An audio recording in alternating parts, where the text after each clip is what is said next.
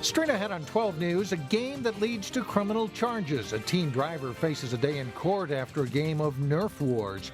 Plus, digging deeper into the unemployment rate for veterans, why job statistics don't tell the complete story. But first, grocery store revealed. Robbinsdale learns what could replace the Terrace Theater. 12 News starts right now. Hello, everyone, and thanks for joining us. Rumors have been flowing for weeks about a grocery store moving into Robbinsdale. The store would replace the historic Terrace Theater and the old Rainbow Foods building, but we didn't know which grocery store was moving in until now. Delane Cleveland is live in Robbinsdale for the big reveal. Hi, Delane.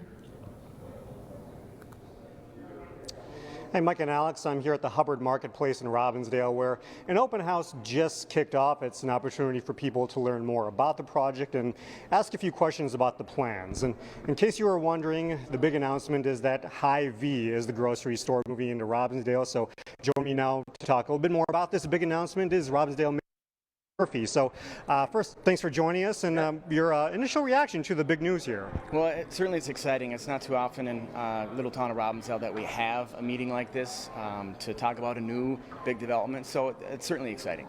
So the area's been vacant for a few years now, so how important is it for the city to have something, especially something that vibrant on that property there? It's definitely significant because we don't have a lot of spaces like this in Robbinsdale, and right after I got elected, Rainbow closed. And I got more emails and more phone calls. People wanted a grocery store. So to have this opportunity, this proposal to talk about is significant, for sure. So obviously there's been a big movement, if you will, to try to reopen the Terrace Theater. With news like this, what do you say then for all those people who've been fighting really hard to keep the Terrace or to reopen the Terrace Theater? Well, first, I can certainly understand their passion. I've been to the Terrace. I grew up here. My mom and dad had their first kiss at the Terrace. So I understand the passion, the historical significance of it. And again, this is the beginning of the proposal. There's a lot of work left to be done. So I hope they come tonight and we can continue to learn more about the project and the proposal.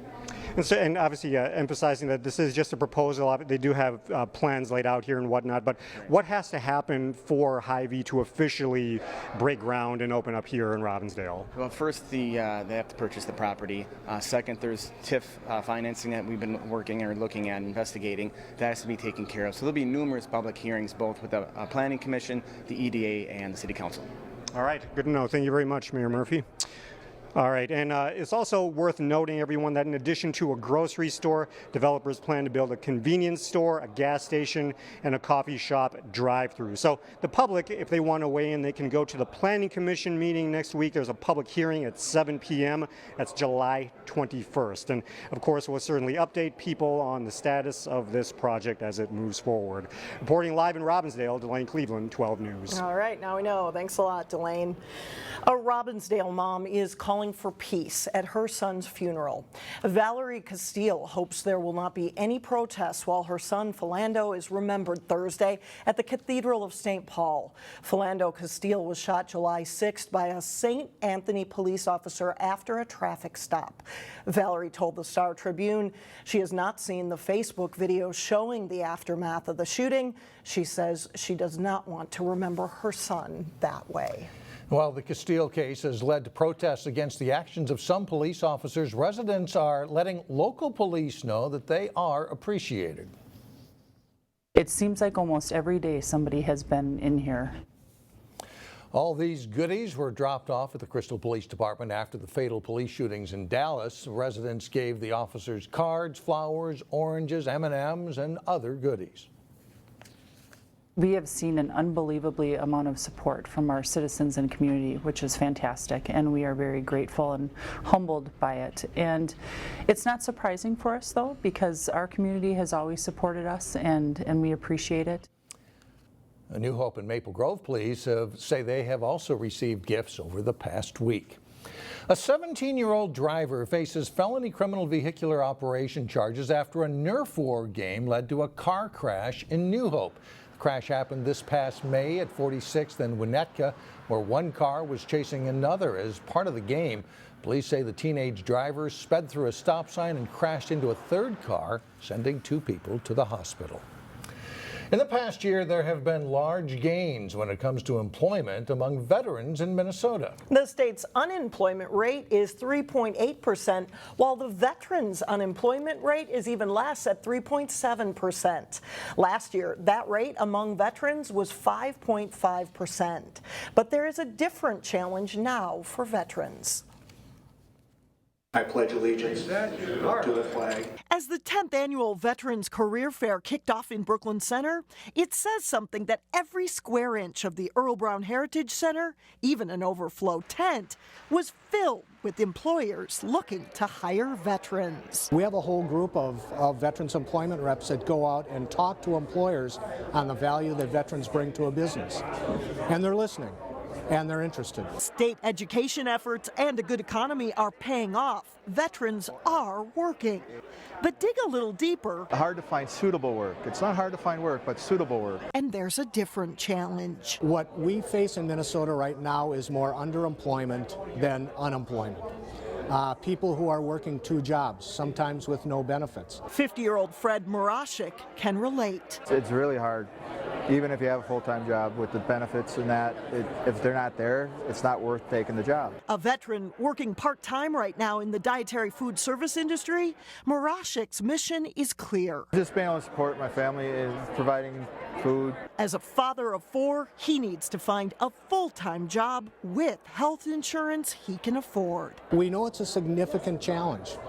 We know that there's a lot of people out there that are looking for something better. It's why the state is now focusing efforts on the next hurdle in veterans' employment. We're looking for employers that are paying family-sustaining wages. The Veterans Career Fair has grown from 80 employers in 2006 to 242 employers represented this year. Plymouth is objecting to a big increase in its membership fee to the Bassett Creek Watershed Commission. The commission works on water quality issues for its 9 member cities, but to meet its budget, the commission is asking for a 7% fee increase. For Plymouth, that amounts to a hike of $19,000. The Plymouth City Council is asking the commission to use a competitive bidding process more often to ensure that cities are getting the best value for their money.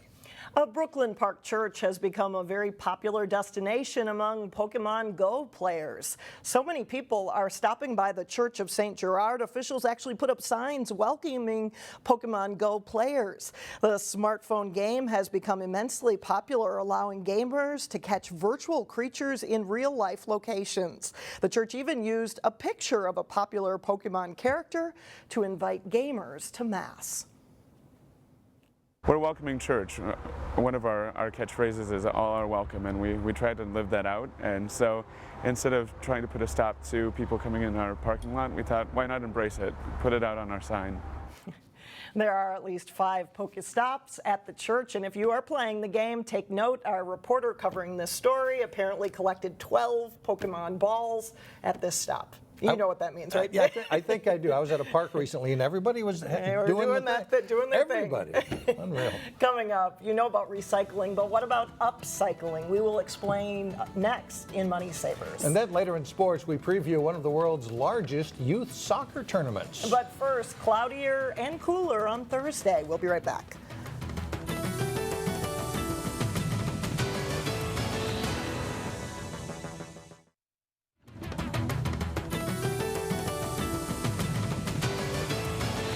Center Police join kids in getting in touch with their artistic side. It's a unique summer school opportunity that also taught kids much more than how to paint.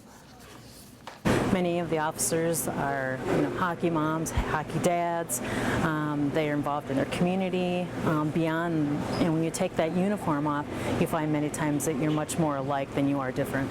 Really cool because I get to know the police better and I can see them have fun with the kids. Today's program is part of a community outreach effort involving 6 Twin Cities police departments as well as the Northwest New Hope YMCA. You could call Generation Y Generation DIY. Yeah, numbers show millennials under the age of 35 are leading the crafting do-it-yourself trend. Reporter Shannon Slatton shows us why the fad is still a popular money-saving option to decorate your home. It's amazing what you can do with just an idea. If you visit Scout Vintage Collective in New Hope, As we find these pieces, what's really fun is that we can then start to build different displays in the shop based on what we find. chances are you'll leave with at least one good idea for your home. We consider ourselves an idea store, so a lot of people come in here for ideas. Sarah Garcia started this store 3 years ago to showcase how you can breathe new life into old favorites. We've become such a throwaway society. One of the things that people have gravitated towards is looking at things that are still functional, that could just use a coat of paint or a polish or rewiring. If you don't know how to upcycle an item, Sarah can show you. This is our workshop, and our workshop is open for both private event space for everyone from Junior League to Target Corporation. She's been on the front lines of the DIY movement, which she says is fueled by creativity and affordability. For me, I just walk through the stores and ideas start flooding into my head. But to find items to repurpose, you first have to scout them out. There's unique stuff that you don't see everywhere. We have like seashells, which I think these are really pretty. There's just so many things here that you can just really let your imagination roam. Micah Schultz at Arcs Value Village is a DIYer. He says look for quality items that are unique. We also have the tools that you would need. The stores now have a DIY section full of supplies and ideas. I got all the leather I needed from just a small purse that I bought for $2. If you don't find one of your supplies here, shop around and find what you need. Scour the thrift stores, go to some of the area places, see what you find. In New Hope, Shannon Slatton, 12 News. Well, coming up, what drew oohs and ahs at Parker's Lake in Plymouth? But first, Wayzata plays for a championship at the high-powered Gopher Classic American Legion tournament. John Jacobson has that and much more coming up next in sports. They won the 2015 State American Legion title last summer and captured the Class 4A high school's title in June. The players on Wayzata's American Legion baseball team took aim at another big championship as they faced Omaha Skutt in the title game of the 96-team Gopher Classic. Wayzata starter Parker Lavachek getting a strikeout there to end the second inning. Scoreless into the bottom of the sixth inning when Skutt's Michael Evans with an RBI single. They'll get another run in the inning and they lead it 2-0. But Wayzata rallies with runners on first and second. Cam Keenan sends a line drive to the gap, scoring Eric Stolt and Jarrett Briol, and it's a tie game on the triple by Keenan.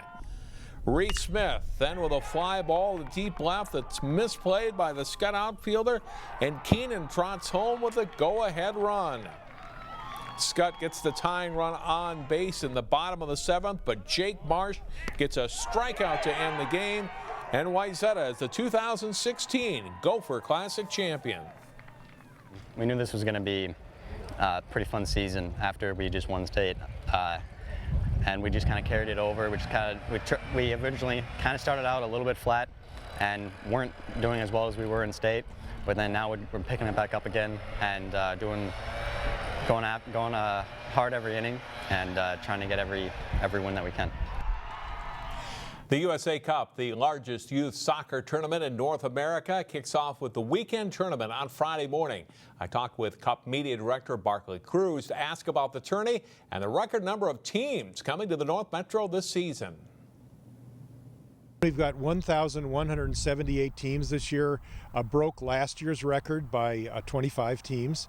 So we're up a bit, and that's awesome. And the other new thing is we have 8 new playing fields, and we're standing on one of them right now. And those are fields that we really needed to have up and running this year to accommodate the growth in teams. And in the future, it will allow us to grow the tournament even more and get up over hopefully 1,200 teams for next year. Tell me how many fields you have altogether now. Is it 54 fields? Yeah, we have 54 full-size fields. When we map them all out, younger divisions play on shorter fields. We map those out sideways. So actually this weekend and next weekend, or next week, we're going to be playing on 74 fields, but the actual number we use is 54 full-size fields on the campus. It's actually 2 tournaments in one. USA Cup weekend starts Friday, and the full week-long tournament, actually 5-day tournament, begins next Tuesday. Tell me about the difference between the two, and are there a crossover of teams that will play in both? Well, to answer your last question, yes, there are some teams that cross over and play both, especially the teams that have traveled a long distance to come here, international teams. and teams from far away in the U.S. or Canada will sometimes play both tournaments. It's a lot of games in 9 days, so teams have to be pretty fit to play both. The weekend tournament is a shorter, less expensive version. The games are shorter, 3 days long, and it's pretty packed. The teams don't have a lot of extra time other than playing soccer. One thing you're doing, I know for the 4th year in a row, it's the Kick Cancer Night or event. Tell me about that on July 20th. That's Wednesday, July 20th, and it's an important event for us. We're raising some money for 4 different cancer charities, and it's important for the tournament because it teaches the kids, and this is a youth tournament, so there's still lessons for them to learn. It teaches them that there are things more important than winning and losing on the soccer field. And even though it's just 1 day of the tournament, the cancer commitment and the commitment to something bigger than just sports is really an important lesson. It's great that coaches and parents really get behind this thing, and a lot of them really share that value. The first games for USA Cup weekend start at 7:50 a.m. Friday. All right. Thanks a lot, John. Still ahead, circus-like skill on water skis. We will be right back. And here we go. They're about to kick out their skis. Let's hear it. Whoa, here's something to get your blood pumping. The Shockwaves water ski team performed Tuesday night at Parker's Lake Park. The performance may make you wonder, how do they do that? For more of these skiers, it's a family affair, groomed from a young age, like Molly Fitzgibbons of Shakopee, who started when she was 5 years old. It's different because it's like you never see a sports team as close as we are. Like we're like all best friends and we grew up together. The things that look easy on the water are very difficult to learn. It takes a lot of time. There's a lot of dedication from all the skiers. The Shockwaves practice 3 days a week, and it's not just for the young, it's also for the young at heart. The oldest guy on the team is in his 50s. You can see them again at Parker's Lake on August 9th. How do they do it? They make it look easy. Always fun to watch those shows. That'll do it for now. Thanks for joining us, everyone. And we are going to leave you with a little more from the Shockwaves. Enjoy. No hands coming across the front, and they can hear you.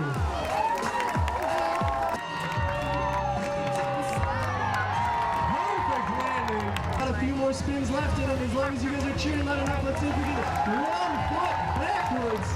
They're spinning Katie around like it's absolutely